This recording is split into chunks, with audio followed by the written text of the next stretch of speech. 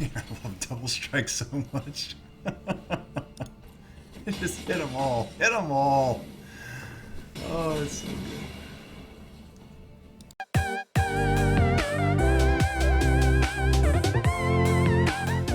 Hey guys, it's Spartan King here, and I am making a video specifically to explain a little bit of the phenomenon of double strike and how exactly it works.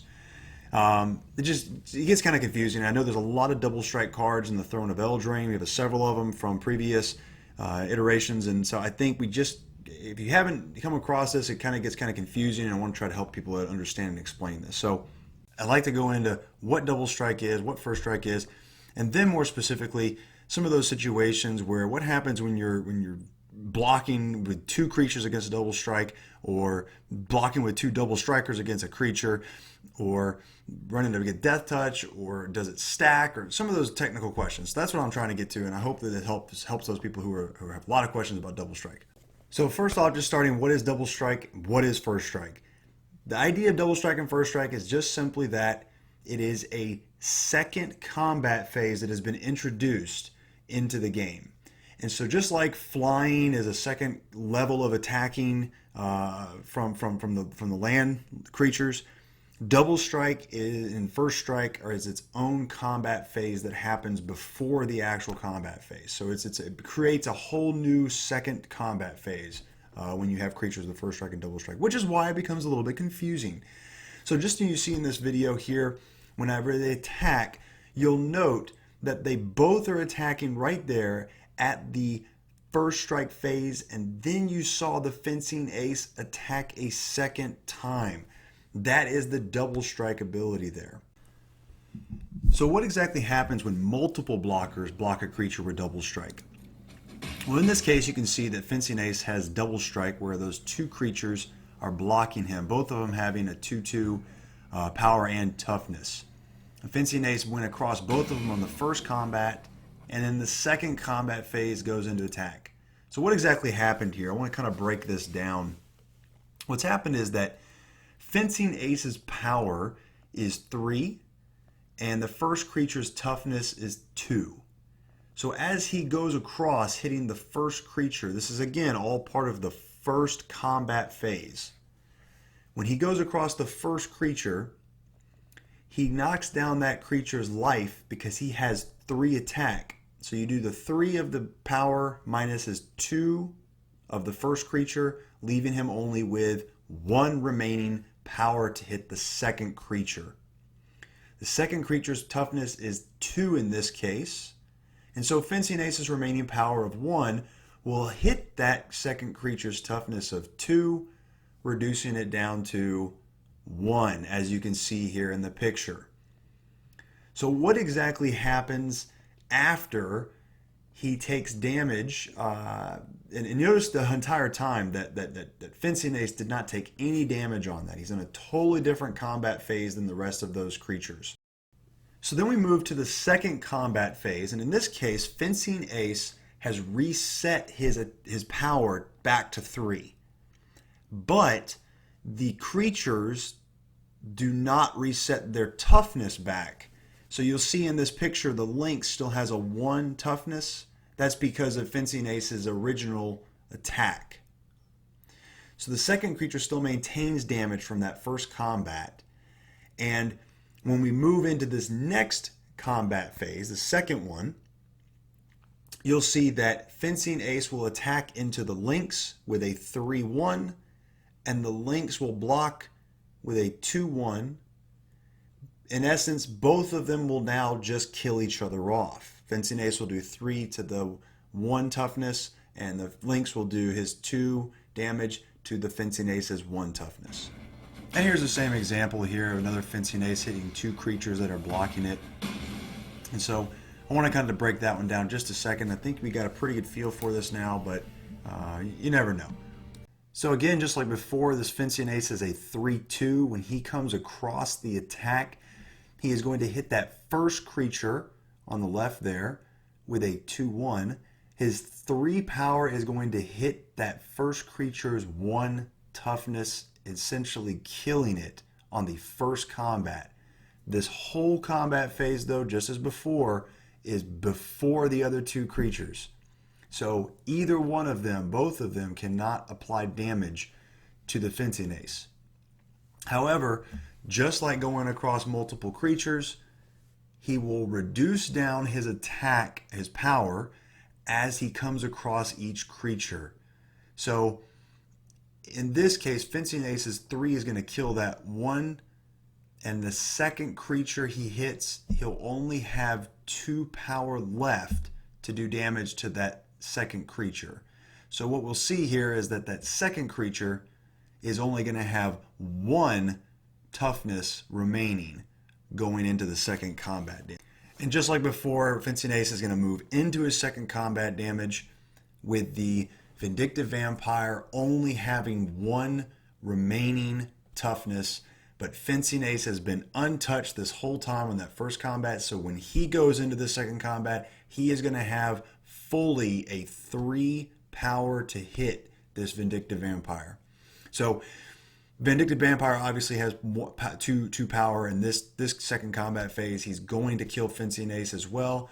But the great thing about the double strike is that on the second combat, fencing aces is going all in with this with full 3 attack to do damage on this. So it's just really good. It's really good. Double strike is very powerful. So let's see what happens. Image.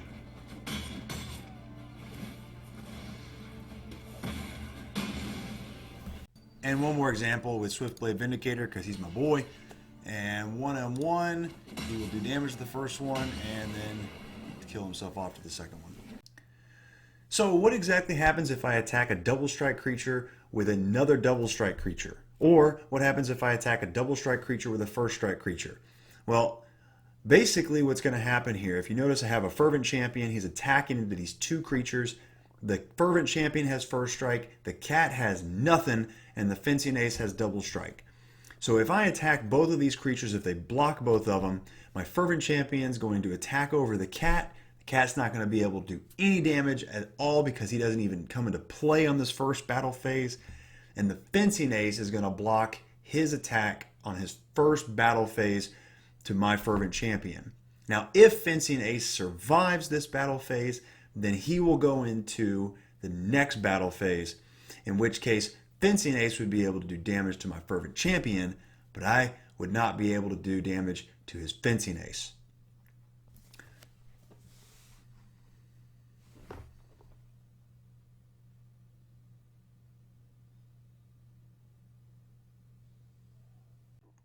So again, what happens if you have a double strike versus double strike? And same concept, the double strike is going to attack the double strike on both of them being on the first combat phase together. Then whoever survives out of that, if they both survive out of that, they will both move into the second combat phase. Now in that second combat phase, both of their attacks are going to reset, but their toughness will not reset on that second combat phase.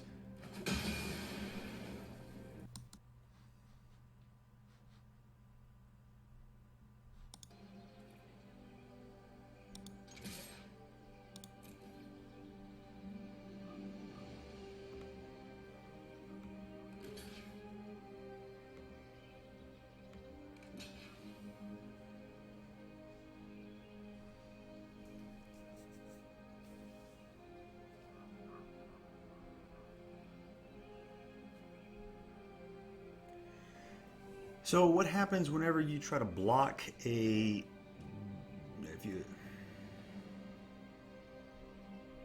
So what happens when you try to attack a double strike creature with a creature that has first strike and is blocking with a creature with double strike and is blocking with a creature without double strike against my first strike creature? This is a fun scenario. So let's see what it plays out here, and then we'll kind of break it down and explain.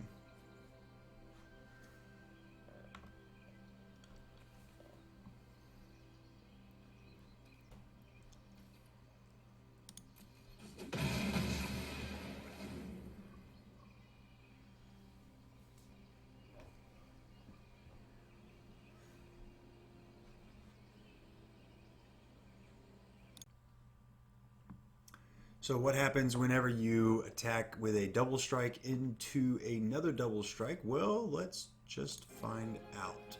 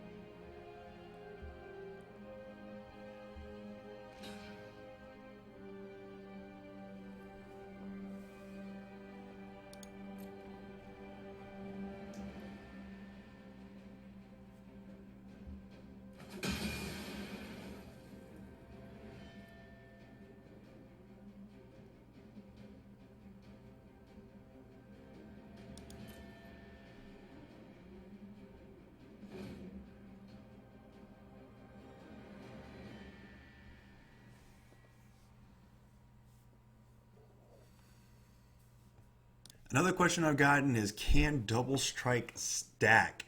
And the short answer is no. Basically, the way that double strike is it's basically creating a second combat phase. So multiple instances of double strike are just redundant. There can't be more than 2 combat damage steps in a single combat phase. As awesome as it sounds, there is no such thing as a quadruple strike. As you'll see here, I've attached an Emberclave directly onto a Fireborn Knight who already has double strike, and we'll see it attacks through and attacks a second time. There is no quadruple strike. You can't stack things. I think I may have even said that once before. Also, what exactly happens whenever a double strike attacks into a death touch? Well, basically, double strike, as long as he survives that first combat phase, death touch does nothing to a double strike creature.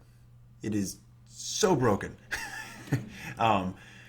Basically what's happening is the first combat phase is happening. The creature without double strike isn't even battling in that phase, in that combat phase.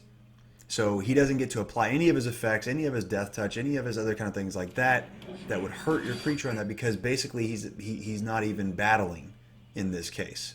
It'd be the same as like a spell hitting him without him attacking. You can't use your ability on it. So you can see here in the video that I have a fencing ace with a double strike. He is attacking into a creature that clearly has death touch.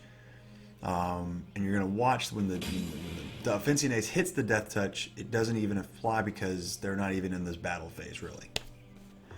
And you'll also notice in the same token that whenever a creature is attacking into a creature with double strike, the same rules apply. So there's no difference when you'll see this death touch creature attacks into a red cap. The red cap has double strike in it as well. He attacks into red cap. And when red cap blocks, he's in the first battle phase, so he will be untouched by death touch and he will survive, but the other creature will die even though it has death touch. Red cap doesn't take any damage. Totally broken.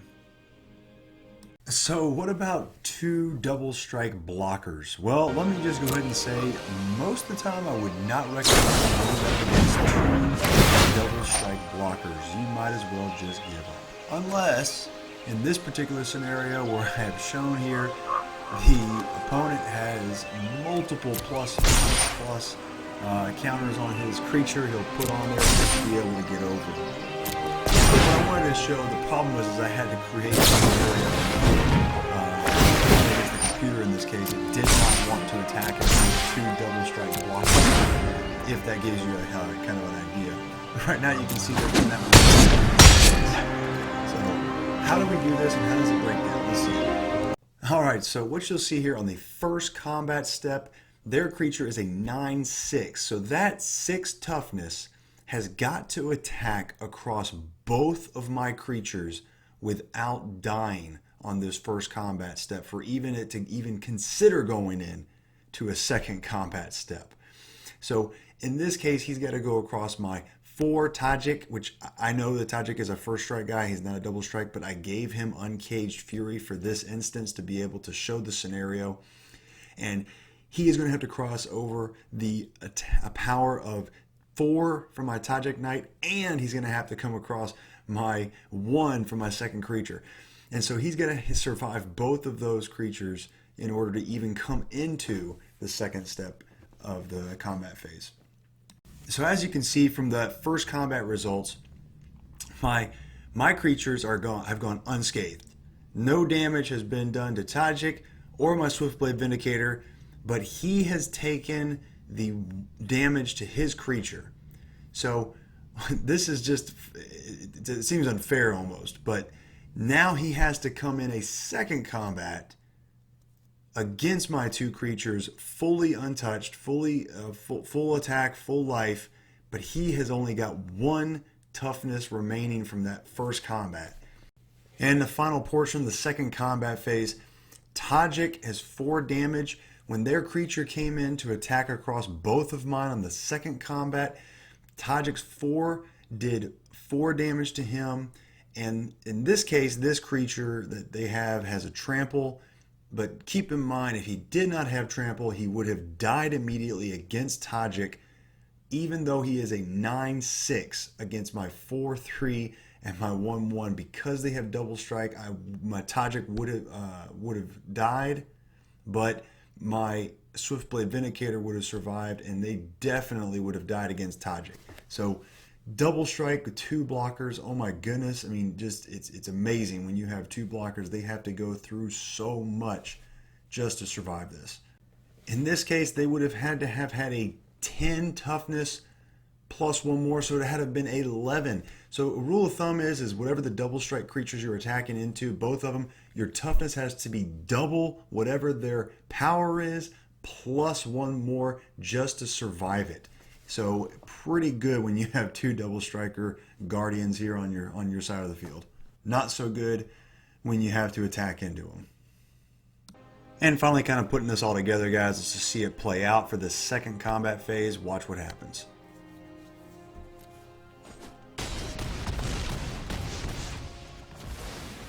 See you again soon, Planeswalker.